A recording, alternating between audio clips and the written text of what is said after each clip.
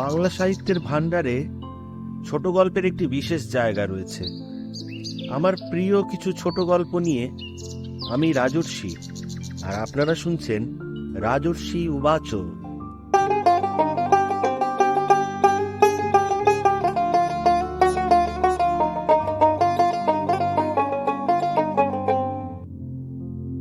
আজকে শোনাবো বিভূতিভূষণ বন্দ্যোপাধ্যায়ের গল্প কলহান্তরিতা।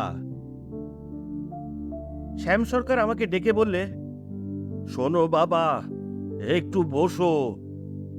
হাট বাজার করে ফিরছিলাম, বেলা হয়েছে, বেশি বসবার সময়ও নেই। এই শ্যাম সরকার বুড়ো হয়েছে, বড্ড বকে। আমার এখন ওর বকুনি শুনবার সময় নেই। তবুও বললাম, কাকা ভালো আছেন? শ্যাম সরকার ও দোতলা বাড়ির সামনে বসে মালা জপ করছে। আমি ওকে এভাবে মালা জপ করতে দেখছি, এইভাবে বসে প্রায় আজ 30 বছর হলো। লোকটা ঝানু বিষয়ী, টাকা ধার দিয়ে তার সুদ থেকে চালায়। আবার গীতাও ব্যাখ্যা করতে শুনেছি ওকে। এদিকে মামলা মোকদ্দমা করতে ছাড়ে না, তাও দেখতে পাই। শ্যাম সরকার বললে, এসো বাবা, বসো বসো, চোখেও আজকাল খুব ভালো দেখি নে। একটা কথা শোনো, আমার একটা উপায় করে দাও বাবা। কি উপায় কাকা? কিসের উপায়? আমার ছেলে বিষ্ণু বড় বদ হয়ে উঠেছে। দিন রাত কেবল আমার সঙ্গে ঝগড়া করে। আমায় বলে বিষয় সম্পত্তির ভাগ দাও, বসে বসে খাবে কেবল, কোনো কাজ করবে না। ও বেলা তো আমায় মারতে এসেছিল। এর একটা তা কাকিমা কিছু বলে না? তাহলে আর ভাবনা ছিল কি, সেও ছেলের দিকে। দুজনে মিলে আমাকে তাড়াতে পারলে বাঁচে।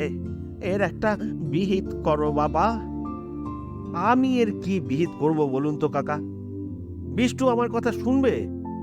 মিছে মিছে অপমান হওয়া। অপমান করলেই হলো? তোমরা হলে সোনার চাঁদ ছেলে, তোমরা এর একটা প্রতিকার করতে পারবে না? মাফ করবেন কাকা, আপনাদের গৃহবিবাদের মধ্যে আমাদের থাকবার দরকারই বা কি? ও আমার দ্বারা হবে না। এই দিনটি কোনো রকমে নিস্তার পেয়ে এলাম বটে, কিন্তু পরদিন আবার শ্যাম কাকা আমায় ধরেছে রাস্তায়। বিকেলে তাস খেলার আড্ডায় বেরোচ্ছি। শ্যাম কাকা বললে, শোনো বাবা, শোনো শোনো শোনো। এখন একটু ব্যস্ত আছি কাকা, শুনবো এখন অন্য সময়। ওই বাবাজি তোমাদের দোষ, একটুখানি দাঁড়াও না। এই দেখো, এই দেখো, তোমার খুড়িমা আমায় আজ কি করে মেরেছে। মেরেছেন? খুড়িমা? তবে কি মিথ্যা কথা বলছি বাবা? হয় না হয় তুমি ললিতকে জিজ্ঞেস করে দেখো। আমায় রক্ষে করো বাবা। আমায় আজ খেতে দেয়নি, দুটো ভাত তো দেয়নি। আমায় বাঁচাও। কথা শেষ করে শ্যাম কাকা আমার হাত দুটো খপ করে ধরে ফেললে। অগত্যা শ্যাম সরকারের বাড়ির মধ্যে আমায় ঢুকতে হলো। ঢুকে বললাম, ও খুড়িমা, খুড়িমা। শ্যাম কাকার বাড়ির মধ্যে অনেকগুলো ঘর। ওদিকে সান বাঁধানো বড় রোয়াক, টিউবওয়েল, পাকা রান্নাঘর, গোয়াল, বেশ সম্পন্ন গৃহস্থের গৃহস্থালির সুস্পষ্ট চিহ্ন সর্বত্র। কিন্তু ওদের সংসারে যে শান্তি নাই, তা এ গ্রামের সকলেই জানে। এদের বাইরের ঠাট যেমনই হোক, ভিতরে অনেক পরিমাণে অন্তঃশ্বাস শূন্য। খুড়িমা তালের বড়া ভাজবেন বলে তোড়জোড় করছিলেন, কারণ হাতে তালের গাঢ় হলদে রস মাখা। রান্নাঘর থেকে বাইরে এসে খুড়িমা রোয়াকে দাঁড়ালেন। যেমন লম্বা তেমনি চওড়া, লাল চওড়া পাড় শাড়ি পরনে, পায়ে আলতা, মাথায় এক ঢাল চুল। মুখশ্রীতে প্রৌঢ়া সুন্দরীর গম্ভীর স্থির সৌন্দর্য। আমার দিকে চেয়ে বললেন, কে রমেশ? কি বাবা? আমতা আমতা করে বললাম, এই খুড়িমা বলছি কি। কথা বেঁধে যেতে লাগলো। খুড়িমার ঝংকার ও দাপটের খ্যাতি এ গ্রামে পরিব্যাপ্ত হয়ে জুড়ে বসেছে অনেক কাল থেকে। সকলেই জানে কি রকম চিজ তিনি। এই সন্ধেবেলা শেষে কি গোলমাল বাঁধাবে। ভালো হাঙ্গামাতেই পড়েছি। এই বেশি পরোপকারের প্রবৃত্তি থাকলে এরকম বিপদে পড়তে হয়, আমি লক্ষ্য করে আসছি বরাবর থেকে। খুড়িমা রুক্ষ নিরস কণ্ঠে বললেন, আমার আমার আবার সময় নেই বুঝলে, এই তালের গোলা মাখছি দেখতেই পাচ্ছ বাপু, তা কি বলবে বলো। বুড়িমা ঝানু মেয়ে মানুষ, নিশ্চয়ই বুঝেছেন আমি কি বলবো। শক্তি সঞ্চয় করে বললাম, কাকা নাকি আজ খাননি, ওর এ বয়সে ঠিক সময় খেতে না পেলে। বুড়িমা আমার সামনে এসে হাত নেড়ে বললেন, ওই ওই ওই বুড়ো বদমাস লাগিয়েছে বুঝি, তা লাগিয়ে আমার কি করবেন শুনি? গাঁয়ের লোকে কি আর চাল কেটে আমায় উঠিয়ে দেবে গাঁ থেকে? হ্যাঁ হ্যাঁ হ্যাঁ, খেতে দিইনি। বুড়োর বচনে পিত্তি জ্বলে যায়, সে বচন যদি শোনো বাবা, তখন তুমিও বলবে যে হ্যাঁ, বচন বটে একখানা। আমার ওই ধুলো গুঁড়োটুকু নিয়ে সংসার করছি বাবা। আমার শিবরাত্রিরে সলতে টিম টিম করে জ্বলছে ওই আমার বিষ্টু। ওকে বুড়ো বলে কিনা, না পয়সা না রোজগার করিস তো বাড়ি থেকে বেরো। তুমি বলো দেখি বাবা, বিষ্টু বাড়ি থেকে বেরিয়ে ভিক্ষে করে বেড়াবে, আর আমি বসে থেকে ওই বুড়ো ভূতকে ক্ষীর সর ননি খাওয়াবো? তাই বলি ছাই খেতে দেবো তোমাকে। তাই খেতে দিইনি, এই সোজা কথাই তোমাকে বললাম। এখন তুমি আমার কি করবে করো।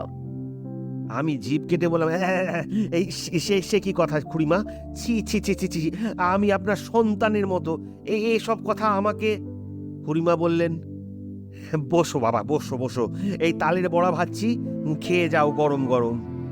আমি বললাম, সে হবে ক্ষণ, কাকাকে আপাতত কিছু খেতে দিন, ওর খাওয়া হয়নি সারাদিন, ডেকে আনবো।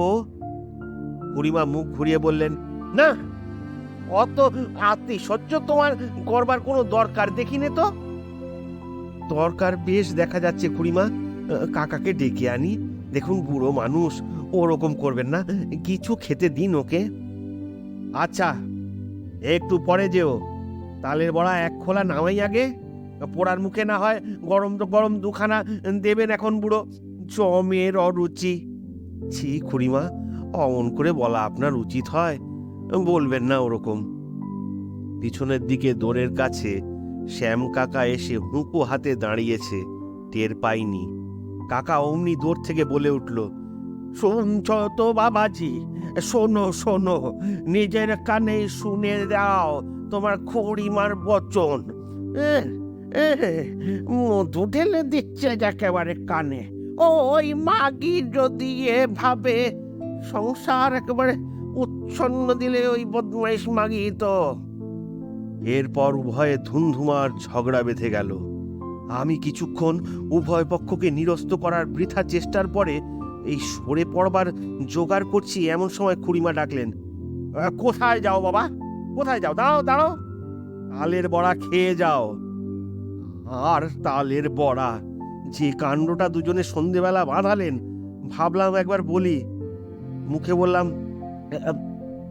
আচ্ছা আচ্ছা খুড়িমা, আমি বসছি, আপনারা দয়া করে একটু চুপ করবেন। খুড়িমা আর কোনো কথাটি না বলে রান্নাঘরের মধ্যে ঢুকে গেলেন। শ্যাম কাকা আমাকে চুপি চুপি বললে, তুমি একটু বলো বাবাজি, দুখানা তালের বড়া যেন আমাকেও দেয়, বড্ড খিদে পেয়েছে। আমি না, আমি ততক্ষণ ওই হরি নামটা সেরে নি, সন্ধে হয়ে গেল। আমায় কিছু বলতে হলো না। খুড়িমা দুটো কাঁসার জামবাটিতে তালের বড়া নিয়ে এসে বললেন, কই অমুক বুড়ো কোথায় গেল? খুড়িমার ব্যবহৃত বিশেষণটি অশ্লীলতা দোষ দুষ্ট বলে এখানে উল্লেখ করা গেল না। আগে তিনি সন্ধে আহ্নিক করতে গেলেন। ওর মুন্ডু আহ্নিক, ডেকে দাও ডেকে দাও, তিনি আমার কথা কিনুন। আমি ডেকে আনলাম বাইরের ঘর থেকে। খুড়িমা কিন্তু আমাকে অবাক করে দিলেন শ্যাম কাকাকে ডেকে আনবার পরে। আমার অস্তিত্বই যেন তিনি ভুলে গেলেন। শ্যাম কাকাকে তালের বড়া খাওয়াতেই তাঁর সারা মন যেন ঢেলে দিলেন। তবে সম্বোধনের বাণী মধুর ছিল না। মধুর তো দূরের কথা, শিষ্ট বা ভদ্রও ছিল না।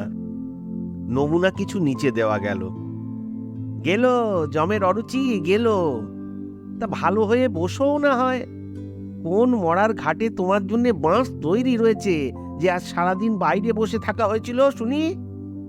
আমার তো বড্ড দোষ, দেশ পৃথিবী তো ছেয়ে ফেললে আমার অপযশ গে। এখন তারা এসে তোমায় গিলতে দিক দেখি। বলি, মুখে বলতে সবাই আছে, দুটি বেলা পিণ্ডি সেদ্ধ করবার বেলা কোন জং তোমার কাছে আছে শুনি? দাঁড়াও, আর দুখানা গরম গরম এনে দিয়ে। তাড়াতাড়ি কিসে শুনি? বলে, সেই এক করার মুরদ নেই, নাম গঙ্গারাম। এদিকে তেজটুকু আছে 16 আনার উপর 17 আনা। সেবার আশ্বিন মাসে যখন দাঁত ছরকুটে বিছানায় পড়ে জ্বরে বেহুশ হয়েছিলে, তখন দেখে নিয়ে এসে পাড়ার লোক। এই মাগির তো যত দোষ।